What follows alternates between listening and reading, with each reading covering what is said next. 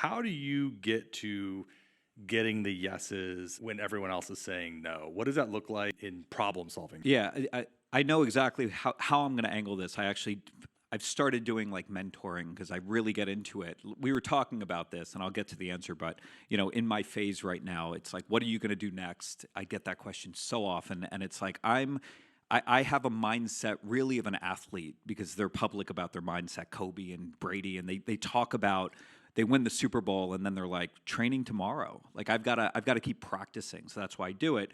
And what we're talking about is problem solving right now. And I have this concept that I've coined for 20 years, which is kind of like a spoiled brat mindset, because we could all relate to having kids or nieces, nephews, or seeing kids in parks. And you look at them and you're like, you're such a spoiled brat. And what life and what we have done in this world is we have put up limitations on all children, including ourselves when our parents did it. There's no's. And kids don't understand what a no is until you explain to them what a no is. So, great example, and this is how I think in problem solving, is like my 8-year-old the other day, she was like, "Can I have ice cream at 6 o'clock right before dinner?" And I said no. And she said, "Why?"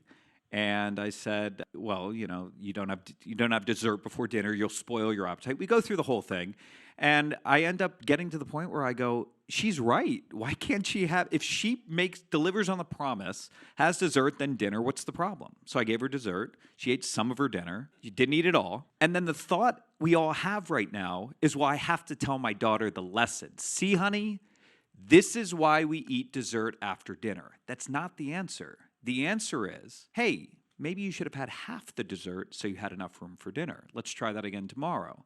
And that's the mindset she has. And so when you try to problem solve, the very first thing you have to do is understand all of the information.